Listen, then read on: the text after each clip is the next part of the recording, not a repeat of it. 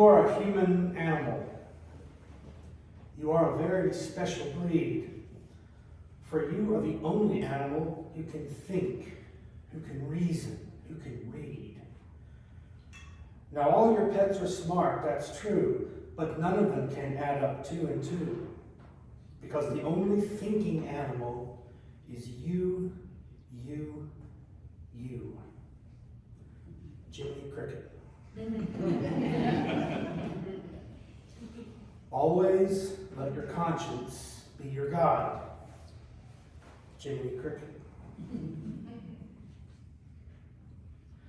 Listen, Christ, you did all right in your day, I reckon, but that day's gone now. They ghosted you up a swell story, too, called it Bible. But it's dead now. The popes and the preachers have made too much money from it.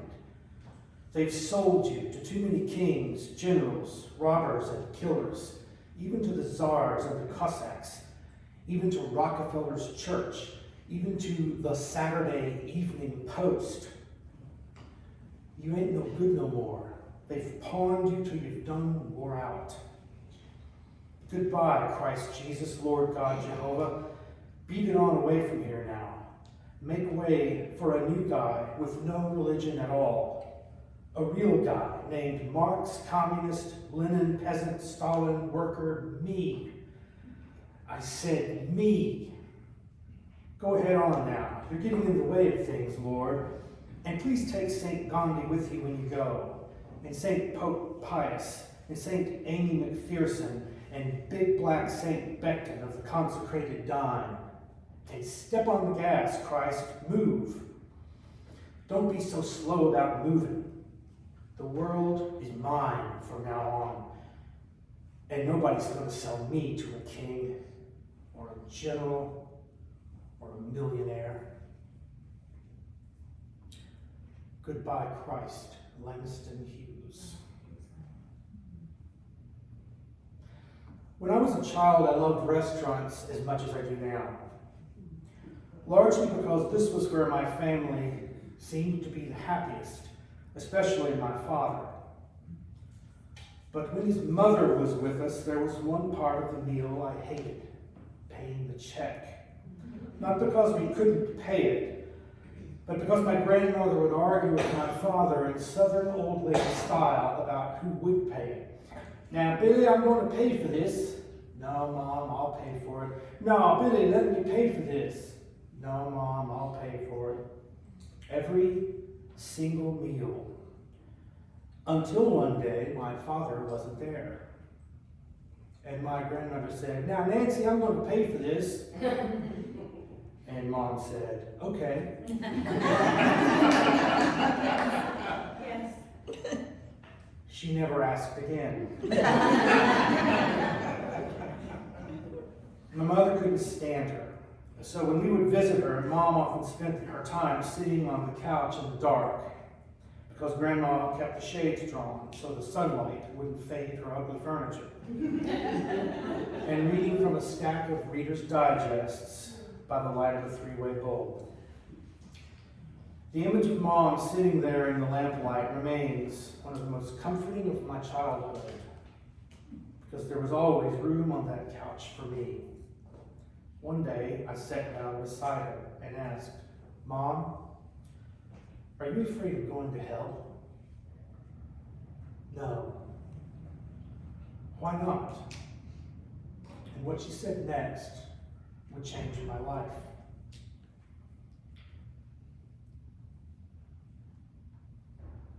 Because I know I'm doing the best I can.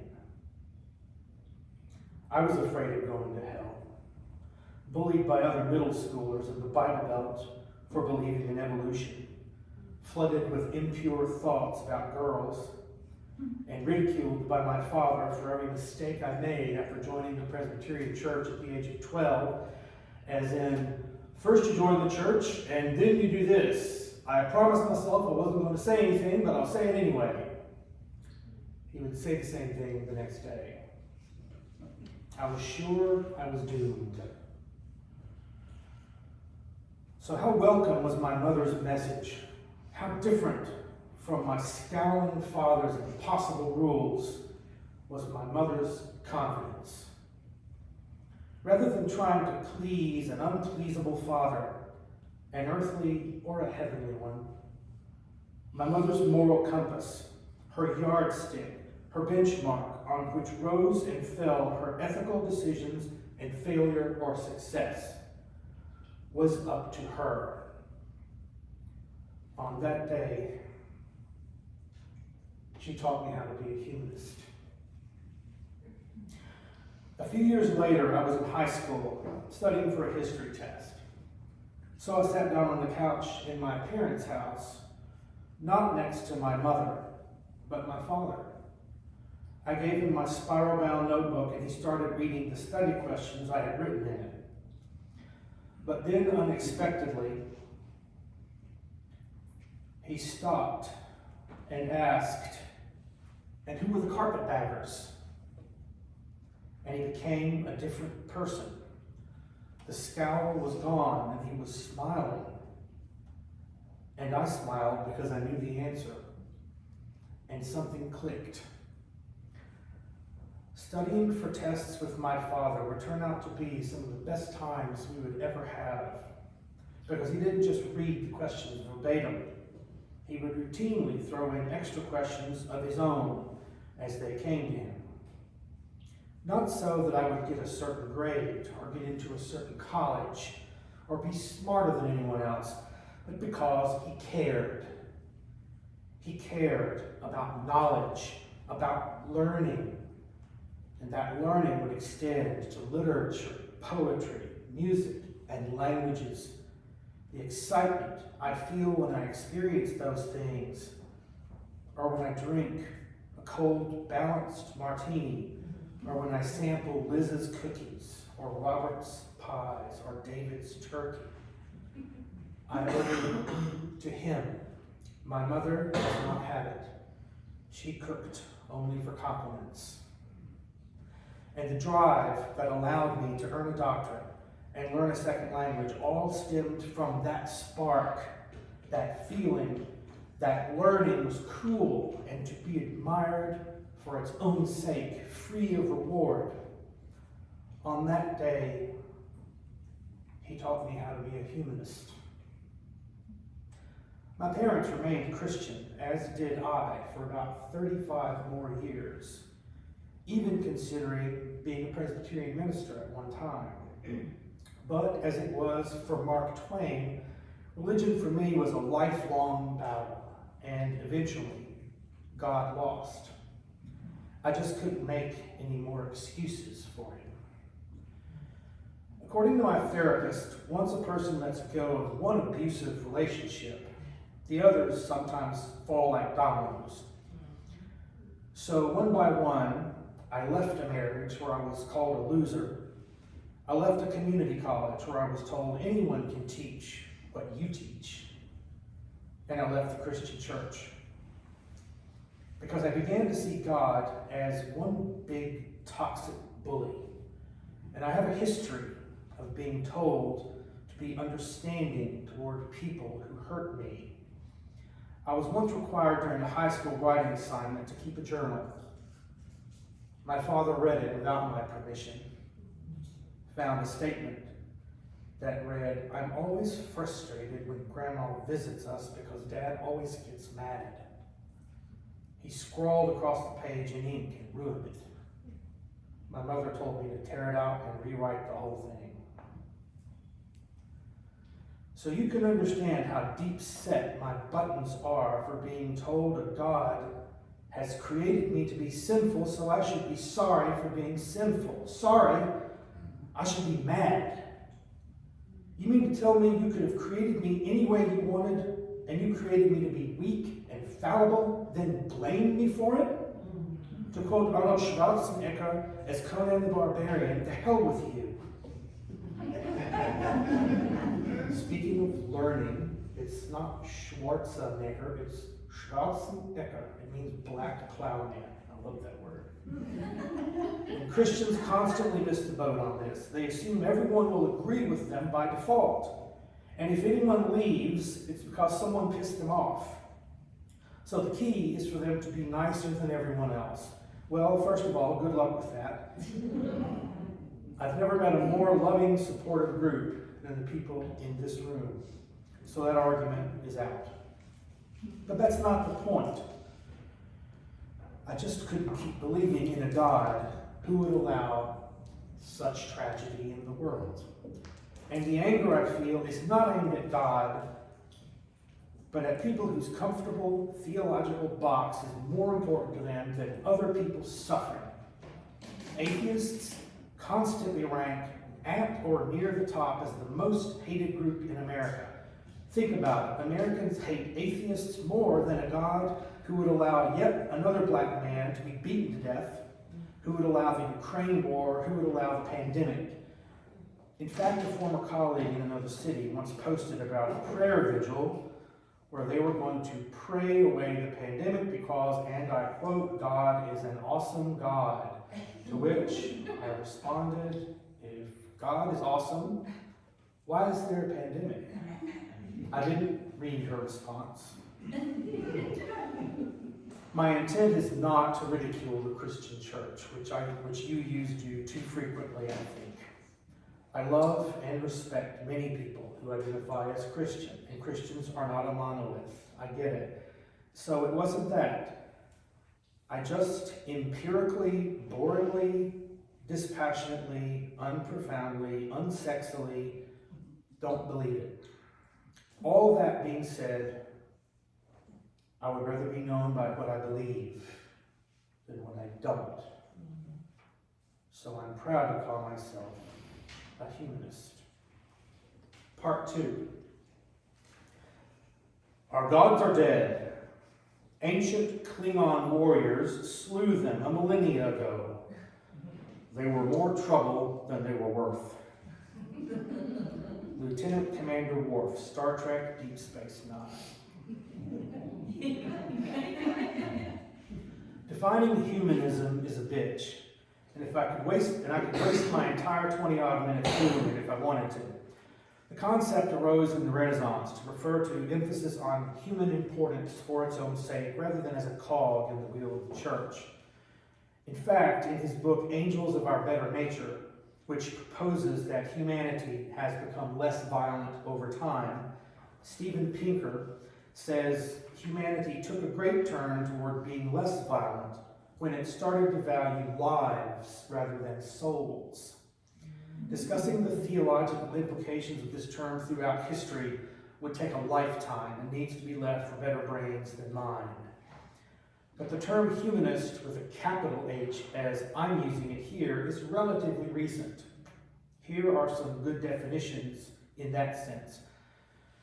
Our former pastor, Chris Cervantes, once defined it as faith and trust in human effort. The American Humanist Association defines humanism as a progressive philosophy of life that, without supernaturalism, affirms our ability and responsibility to lead ethical lives of personal fulfillment that aspire to the greater good of humanity. The major document of the contemporary humanist movement is the Amsterdam Declaration 2002, which contains 7 principles strikingly similar to our own. Humanists are a pantheon of super cool people. Steve Allen, Isaac Asimov, Charlie Chaplin, Richard Dawkins, Rod Serling, Albert Einstein. How many people know who Tim Minchin is? If you don't, listen to the Pope song.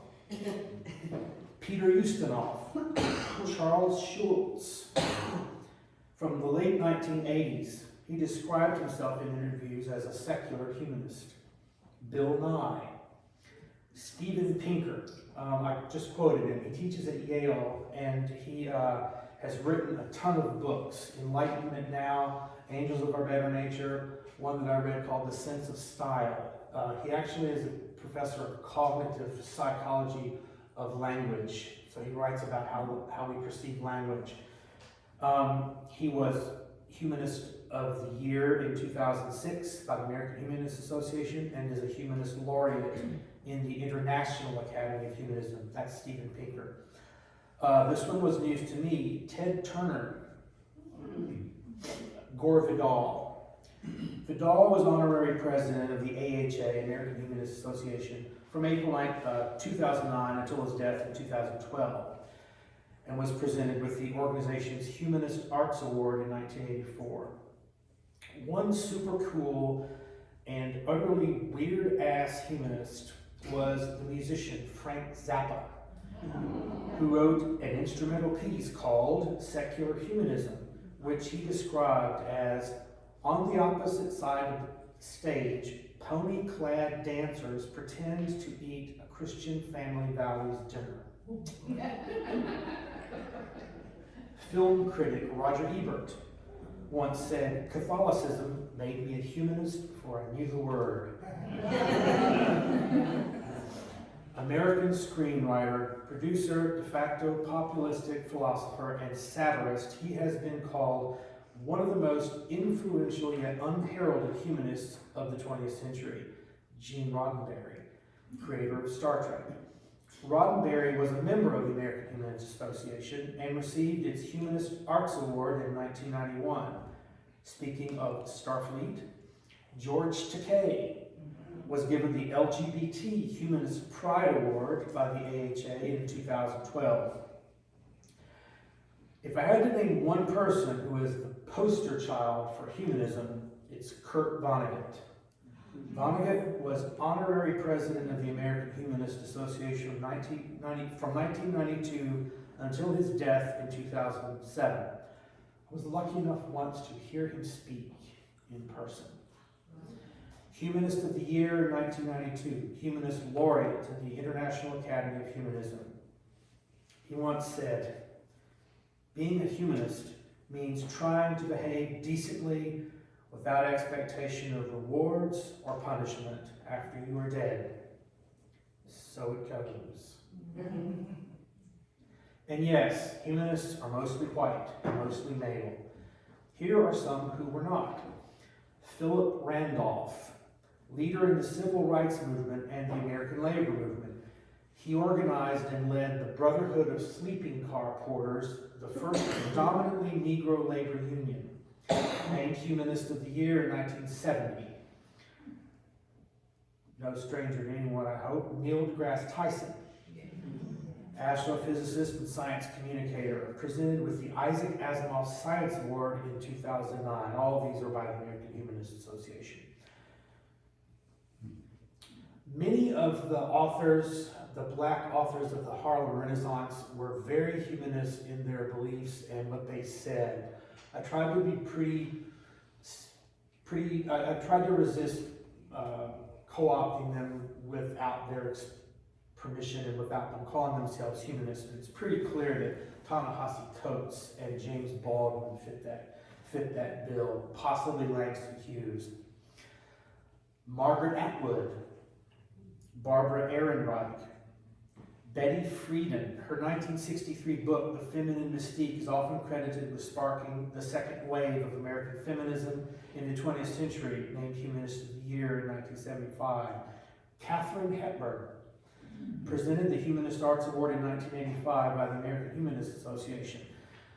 Catherine said to, and I love this, the Ladies' Home Journal, I'm an atheist and that's it. I believe there's nothing we can know except that we should be kind to each other and do what we can for other people. Margaret Sanger, who established Planned Parenthood, named Humanist of the Year in 1957. Gloria Steinem, who earned my everlasting respect by saying if men could get pregnant, abortion would be a sacrament.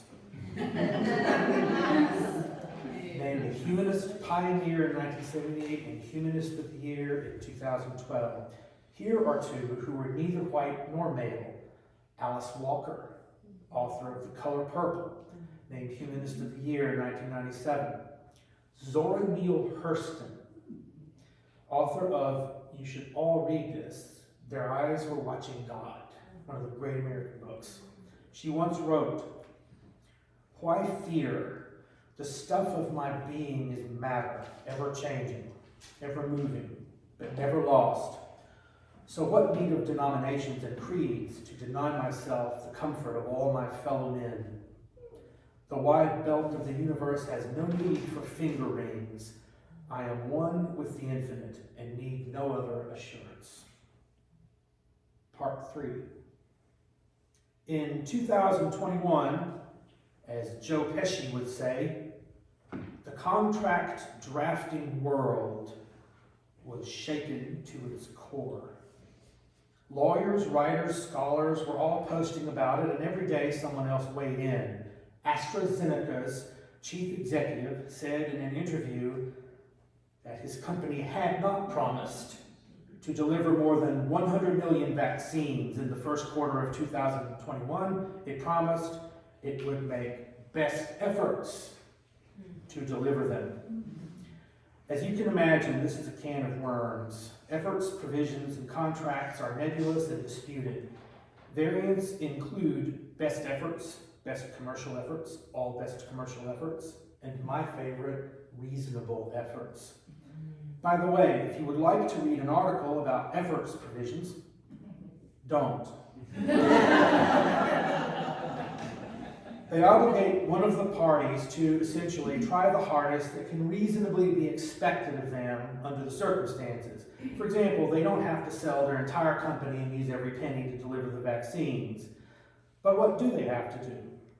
Well, in Europe, it has been suggested only AstraZeneca can decide whether it's doing its best to meet deadlines and shipment terms.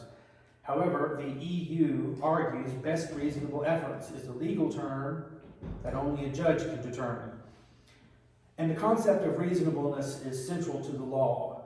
Cornell Law School defines it on its website as just, rational, appropriate, ordinary, or usual in the circumstances. It may refer to reasonable care, cause, compensation, doubt in a criminal trial, and a host of other actions or activities. So what are reasonable efforts for a humanist? The second tenet of the Amsterdam Declaration is humanism is rational. Humanists are guided by reason, science, and evidence. But the first tenet is humanism is ethical. I quote, "It affirms the worth, dignity, and autonomy of the individual and the right of every human being to the greatest possible freedom, compatible with the rights of others." Humanists do not exist in a vacuum, thinking philosophical thoughts and wallowing in art and literature on our own islands until we die. We are called upon to act. And when we act, to quote my mother, we need to do the best we can for the world and for each other. My favorite president never said, "Yes, we will," or "Yes, we do," but "Yes, we can." And whatever the outcome, that's all we can expect from ourselves, because it's enough. We're only human. Thank you.